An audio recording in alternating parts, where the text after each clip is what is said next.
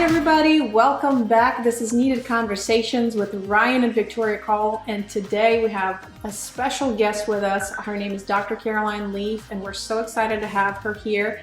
We have said that we're going to have an expert on this subject, which we've been talking about for the past few weeks on mental health.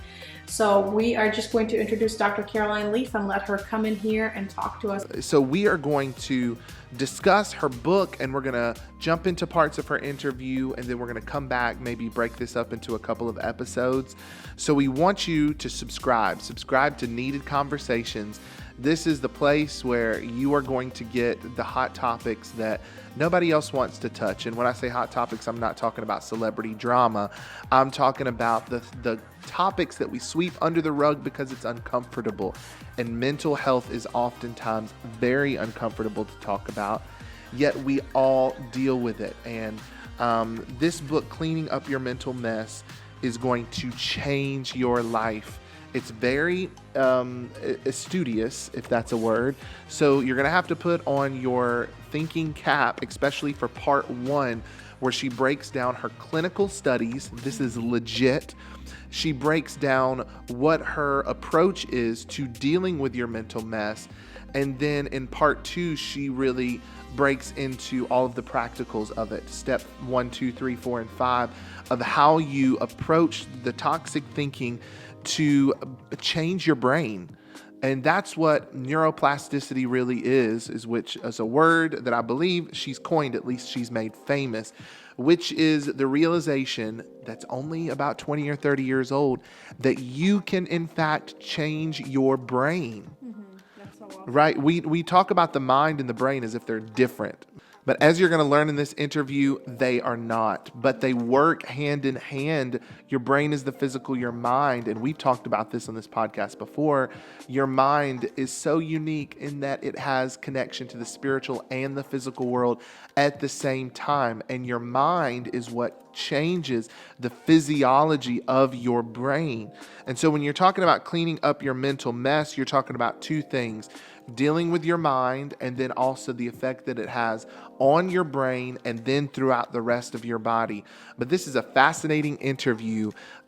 She is a quick talker, so you might have to re-listen to this over and over again. So make sure you are subscribed to this podcast. If you're on YouTube, hit that bell notification. But without further ado, we want to introduce a woman who is a pathologist, a neuroscientist. She has a passion for the mind, for the brain, to help us change the way that we think, to control chaotic thinking. You are going to learn in the next couple of episodes so much about how thinking even comes about, how many thoughts we think per minute or per second, and all of the science behind it, how it correlates with our spiritual life and our Christians, how all of this is really found in the Word of God, and where we've gotten it wrong in the mental health community, in the church world, and dealing with mental health. So let's jump right into that conversation.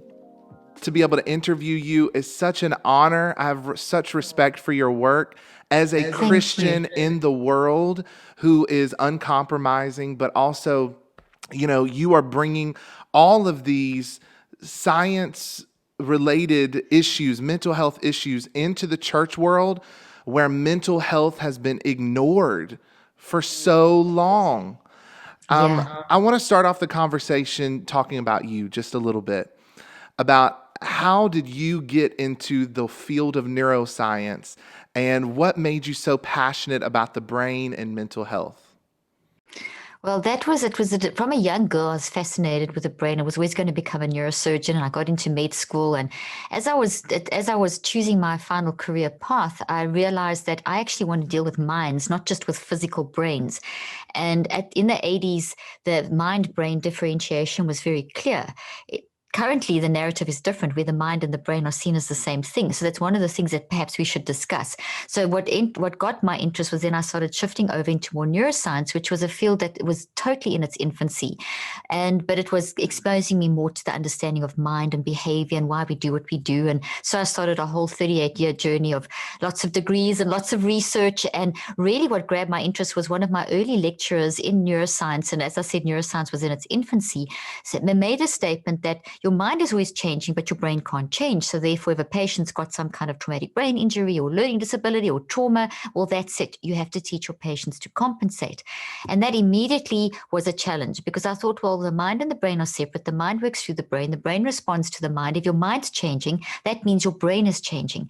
But it was only in the mid-90s with the advent of fMRI technology, brain technology, and so on, to look in the brain, that was looking in the brain. We had CT scans back in the 80s, but it was only in the mid-90s that we could actually see movement and response in the brain. And so it was only around about then that neuroplasticity, which is the ability of the brain to change by the mind, was actually accepted. So I went ahead and after that question, that statement posed by that lecture of mine, I actually questioned that, and I said, well, I'm actually going to do research on this. And him and a lot of other professors said, that's a ridiculous question. I did a TED talk on this, the ridiculous question of neuroplasticity, which is now totally accepted. But in the 80s, it was ridiculous. So fast forward, I did research. I worked with traumatic brain injury, because I said to the professors, give me the worst situation that you really don't believe can change. And there was literally no research on traumatic brain injury at that time. And so I started working in traumatic brain injury. A couple of people heard about me, and one particular family whose daughter was 16, had a terrible car accident, lost all her skills, was in a coma, was written off by the doctors. Somehow the parents they just supported her, and she fought back. She came around. She actually heard people talking to her when she was in her coma. Her parents just believed in her, and her parents reached out to me once she was back and functional again. And at that stage, she was functioning on a second grade level, barely, and tremendous emotional problems and lots of behavioral problems, very traumatized by the whole situation. But she was determined to get back and finish school with her peer group, who were now in the beginning of their 12th grade, because this had happened in her sort of midway through her 11th grade year. So here we're sitting with a very short period of time to help her catch up from second grade to 12th grade, so that she could finish school with her peer group. And like literally an almost impossible task. I was a young scientist, didn't know if it was going to work, believed in the systems I was developing. Anyway, we worked together for 3 days a week. So I say 3 days a week, but she still had to work with herself in between. So, because your mind is always with you. Fast forward 8 months later, not only did this young girl reintegrate, finish school with her peer group, but she actually ended up being a math genius. And prior to the accident, without brain damage, she was a very average student and very poor at maths. After the accident, with mind-directed techniques that I had taught her and she actually improved her skills, that she graduated as a math genius. And when we looked at her IQ scores, which are very limited, so we looked at a whole sort of pattern with neuropsychologists at how she's processing and her intelligence levels and so on. And she was showing up as a genius, like literally a prodigy.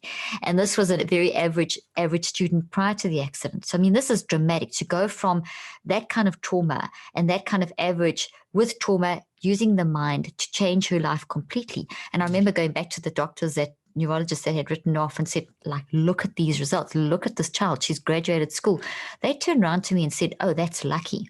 And that was just enough. That combination was just enough for me to say, this is not luck. This is a reality. And so 38 years later, I have continued this research work with lots and hundreds of thousands of people with traumatic brain injuries, dementia, autism, learning problems, war trauma, sexual trauma, in very deep clinical situations, and then in like adapting it to education, training teachers, students, government, corporate, all socioeconomic strata. I worked in war-torn Rwanda. I worked in South Africa in the apartheid system for years. And my whole objective wasn't to create a laboratory where people came to me and in a creative fictitious situation where, set up a test, a laboratory, not a real environment.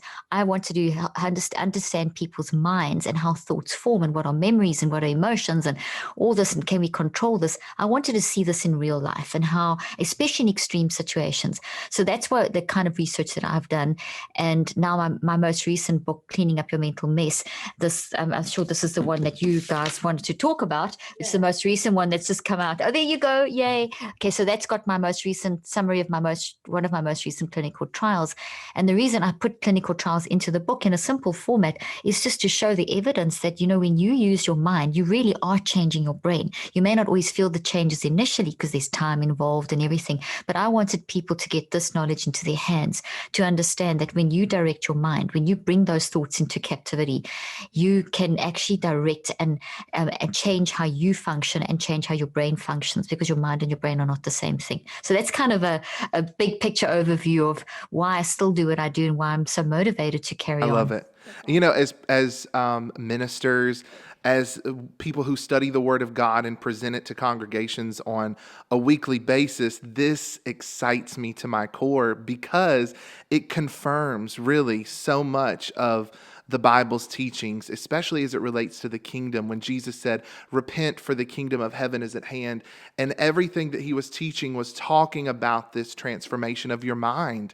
And you being able to practicalize that in a scientific way. And I love the way the book's set up, because there's two parts. You've got the clinical trials, and I felt like I was going back to college, reading all of the studies. But then when you step into part 2 and you start really, you've laid the foundation and given the context, it's like all of these lightning bulbs start going off in me about my own mental health journey, about, how I'm raising my children. So you've written a lot of books on mental health, on the brain. What makes this book, Cleaning Up Your Mental Mess, different and unique from all of your other works? Well, thank you for saying what you said there. Basically, every book has got its own, every book is a journey, and every book is focusing on slightly different angles and concepts. This, as a scientist, you want to constantly get new knowledge, and science is a developmental process. So this is the most updated research. So that was one of the main reasons, is to present people with the most updated research. Also, in response to people wanting very practical hands on how do I use this in my life. That's why I also wrote this book, to make it super practical and hands-on. So even though the first part, as you say, is what is mind and what's wrong with the mental health system, because there's so many lies we've been told. There's so many truths that we are, mistruths that we are, lies that we are living under. One of the main reasons I also wrote this book was to try and help people see what's happened over the last 40 years, because there's so much we're not being told. The narrative we're being told is that mental health is an illness. It's like diabetes, it's imbalance of chemicals in your brain, and that you have to take medication and live with the label, and that's it for the rest of your life. So you're being told that you're a broken brain, that you've got a mental illness, that you've got this neuropsychiatric brain disease. It's not even true. It's not science. And that's what is so disturbing. And there's also scientific evidence showing that this message is actually causing people to die 8 to 25 years younger than they should, because it's impacting how people run their lifestyles, because we've taken control away from people. Now, prior to this, 40 years ago, I'm not saying mental health has ever been well managed. It hasn't. But at least 40 years ago, we still had the distinction between mind and brain, and we looked at the person's narrative. Who are you? What you're going through? We worked as a team. I was trained to work with a whole team of specialists. You wouldn't just go and label a person and stick them on a med. And fortunately, there is a large body of science that is fighting against this current narrative, but the current narrative is very powerful, and it's very strong marketing, and people listen to marketing. So people have been marketed to that there's something wrong with you. And this is also why I believe the church hasn't touched it properly, because they've been led to believe that, okay, well, this is for the professionals. So only 4% of churches are talking about mental health, which is shocking. Only 3% of leaders are talking about mental health. Yet, mental health is something that since the creation of mankind, mental health has been an issue. So it's not a case of mental health on the rise. Mental health has always been a challenge, because being alive is a challenge. Being in life is a challenge. We have free will. We've been gifted with free will. So we are going to experiment, and that's all normal. It's all what God expected. But what we also designed to do is link up with our wisdom, the wisdom inside of us, which I call the wise mind. And then we've got the messy mind. The messy mind is an absolute gift for us. It's like the front line of an army. It goes out there and it messes, but then if you train yourself to listen to the wise mind, which is capturing thoughts and renewing the mind, getting in touch with the deep wisdom of your spirit, and getting in touch with the spirit of God. When you train yourself to do that, the wise mind then connects with the messy mind, and then you can actually apply wisdom to the situation. And that's kind of what was happening to a certain extent. Then into the biomedical model, where it was all about brain.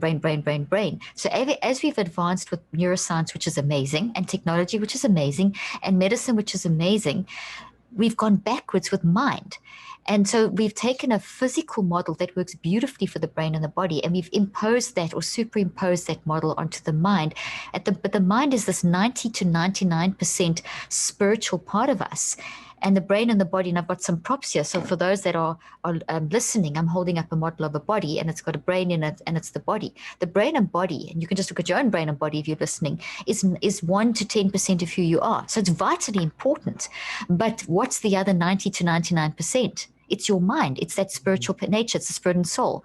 So basically, spirit, soul, body. The spirit, soul is 90 to 99% of who we are. The brain and body are 1%. The two together have an incredibly mysterious relationship. You need them both to work, and the integration is phenomenally important. But what we've tried to do in the religious world, we've tried to ignore the body for years, and there's been this fear of science, which is crazy, and I'll go on about that in a moment. And in the the certain narratives in which are dominant currently today is that we've ignored the mind. So there's this, you can't ignore either. As a whole person, you are spirit, soul, your mind, and your brain and body. So the brain and body are physical. You can see them.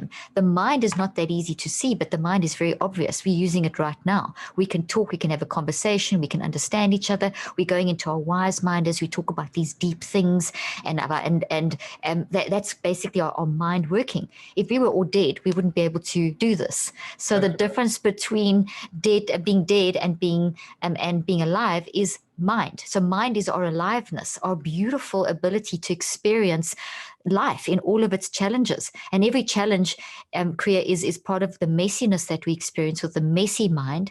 And that's beautiful, because within the mess, we can repair and grow. And that's what we're supposed to be doing. We are designed to make the messes because it's free will, it's choice, and then to learn and grow. We're not designed to make the mess and stay in the mess. So the current narrative has kept us in the mess because it's labeled and boxed us and said, oh, okay, you're not responsible for that mess because you have this brain disease. So you're, in a sense, you're broken and you can't do anything about it. That's a terribly hopeless message to give someone who's maybe been abused multiple times and they're battling with severe depression, and they go for help and they get told, oh, not only am I battling with depression and not only have I been abused, but those have kind of been thrown out the door, and you get told, actually, you have a brain disease. You're just a crazy person. And that's terribly disheartening. And that philosophy, which has dominated and grown, has led to the labeling, there's a lot about the nocebo and placebo effect. We know that the mind changes the brain and the body. That's why I put a lot of that research in the book, the impact, and we can talk about that in a moment as well. But essentially, if you tell someone that you have X and it's come from a position of authority, your whole mind, brain, and body will adapt to what that message is. And then if it's you broken, you've attacked a person's identity, you've invalidated them and their experience. That people lose hope. People die from a lack of hope. So in the book I also put it there that a very scary thing started between 1996 and manifested. Well, they started seeing a trend. Research scientists started seeing a trend that started earlier, but they started researching it from 1996. By the middle of 2014, between 2014 and 2015, the scary phenomenon was identified scientifically and presented. So this is a very, very long, very deep study. Federal data showed that people are actually dying 8 to 25 years younger from preventable lifestyle issues. So if you look at it like that, there's this very scary thing here. It's preventable. So what have we done in our advanced technological medical age that's causing people to die younger? So for the first time in decades, for decades we've been living longer. That trend is reversed. Do we hear about that? No. but it's out there. The federal data is there, huge studies. It's global. It's not just an American thing. It is a global problem that we are seeing people dying younger.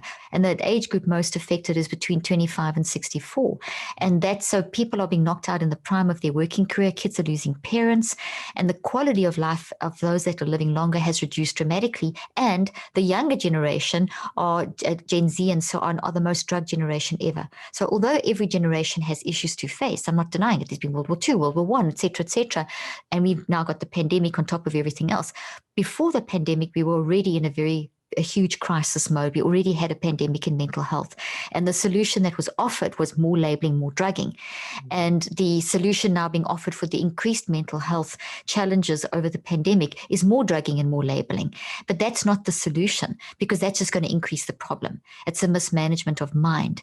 So what we need to do is reintroduce the concepts of understanding who we are as humans and helping people to understand the narrative that, hey, if you're feeling depression because you've lost your finances and your loved ones in a pandemic, on top of perhaps going through a terrible marriage before, on top of perhaps being abused as a child, gosh, you have a whole history here. I can't just tell you that you have a disease in your brain. That's absolute nonsense, not even science. What I can do is validate your story and sit with you and help you make sense of your story, help you understand and process it, and then help you reconceptualize it to how you can live with it. How can you make this work for you so that you can play out into the future? And that's what mental health should look like. The other thing, just very quickly, then I'll stop and you can ask me more direct questions, is that 1 in 4 people are diagnosed to have depression, and 1 in 5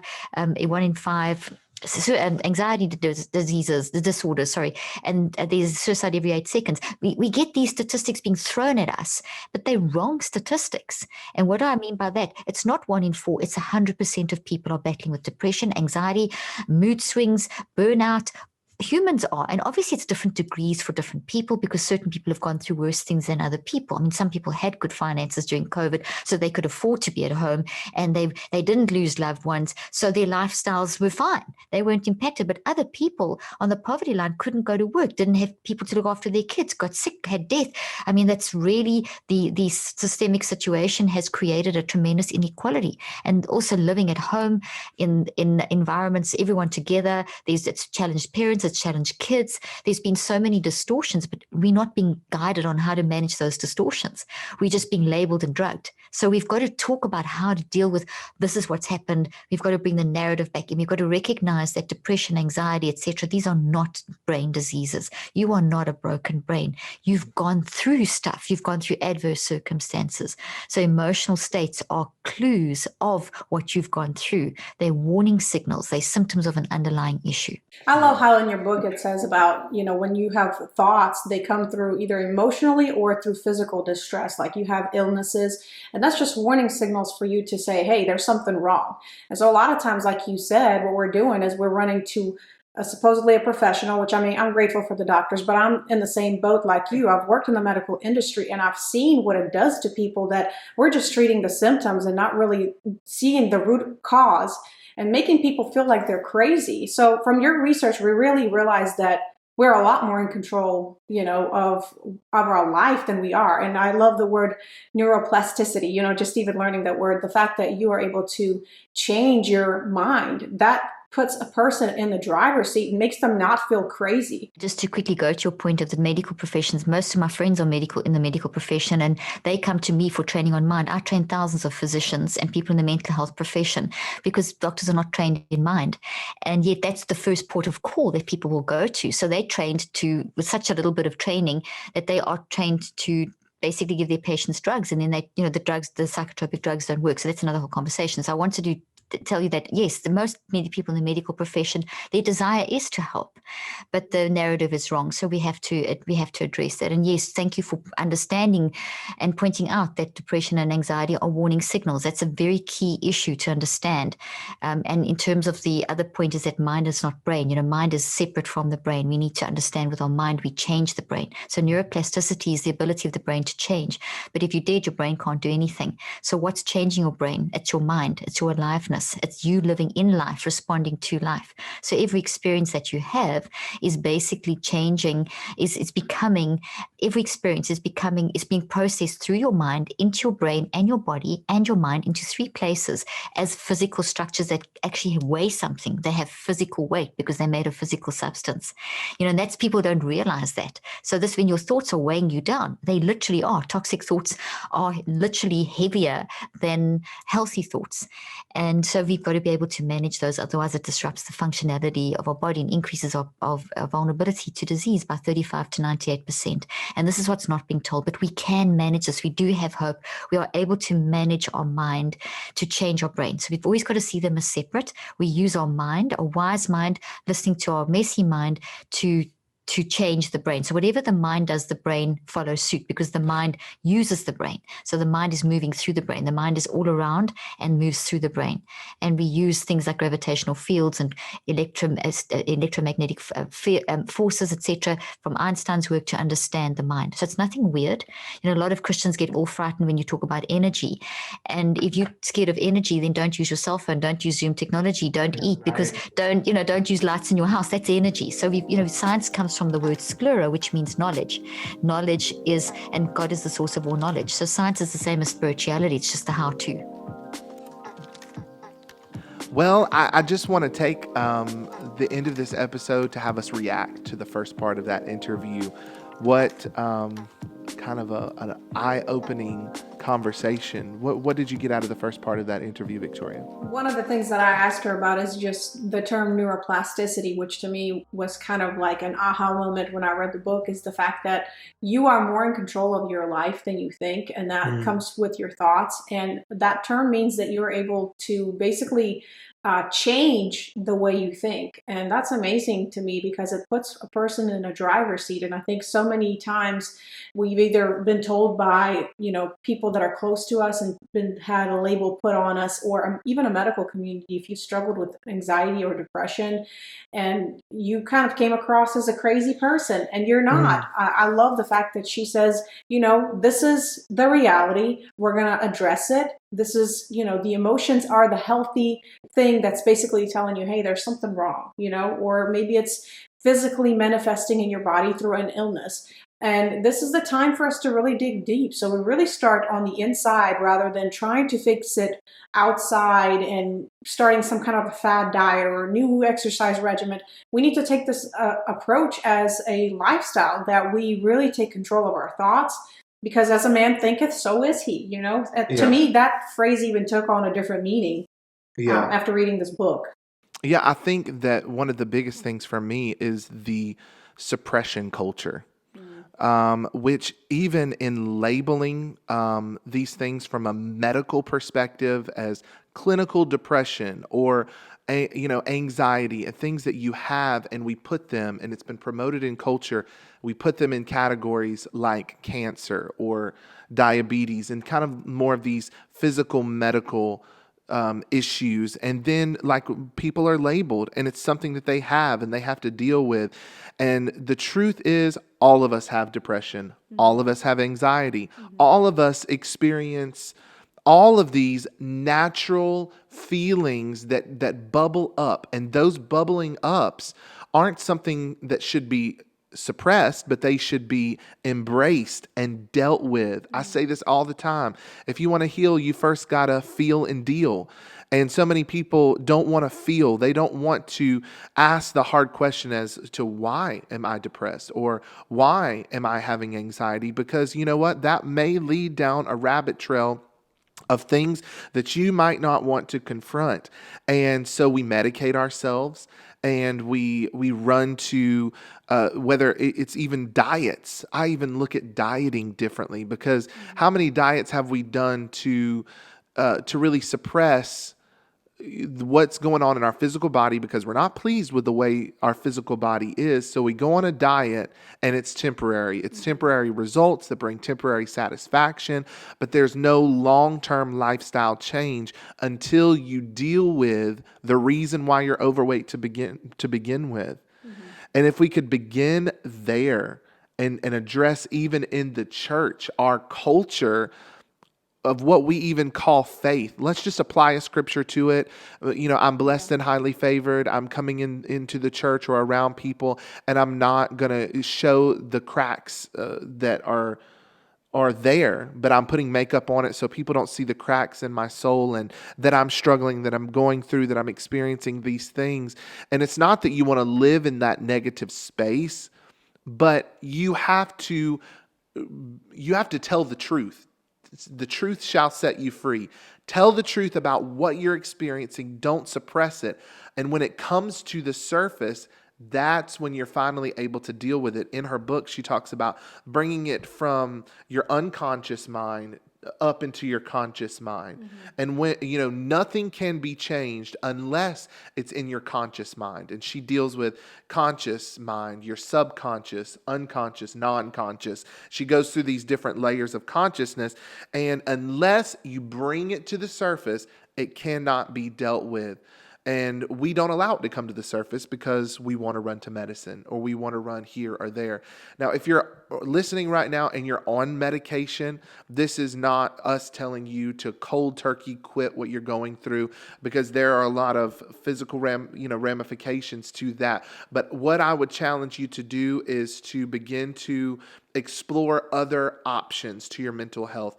Look into Dr. Caroline Leaf, her mental health summits, the options that hopefully you can get to a point by following her method of neurocycling to be able to get off of the medication, God willing, and be able to create sort of this lifestyle of healthy ways of coping and dealing with the mental messes that we create or that are thrust upon us, Yeah, absolutely. And I mean, she breaks it down from, like, the first part of the book is really like scientific, and then the next part is very practical. And that's what I love about Dr. Caroline Leaf, is like she's not going to just give you a bunch of information. What she says is also very damaging is to have a bunch of information. Like, we live in a high-tech world and we process so much information instead of actually digesting it. And that's one of the issues that I think that we're dealing with as a generation that is stepping into, like,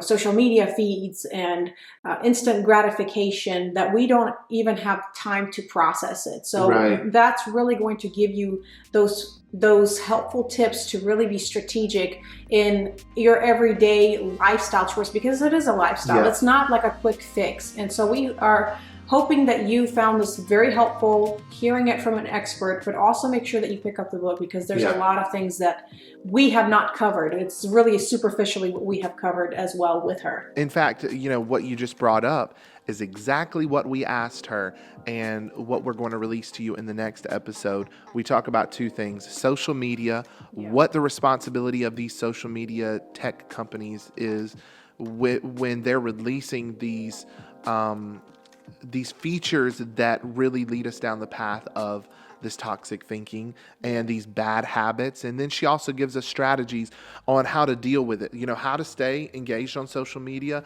but what we really should be doing instead of just bombarding ourselves with information. And then we talk about our children, because that's really, again, where your mental health journey begins, is when you're a child. But how do I teach, for us, my 2 and 4-year-old, these practices? Well, she's going to talk about that, and she makes a little bit of an announcement. Yeah, she says that she's hold on. Okay, I'm sorry. You want to make an announcement? No, the next episode, she makes an announcement. So you want to come back. She makes an announcement that I haven't heard yet about some upcoming release, and I'm so excited about it. So make sure you stay tuned and subscribe to Needed Conversations. And we'll be back next week with Dr. Caroline Leaf. Yes, I hope you enjoyed this episode. Be sure to leave us a review as well, and share it with a friend, because this is helpful information. That's right. See you next time.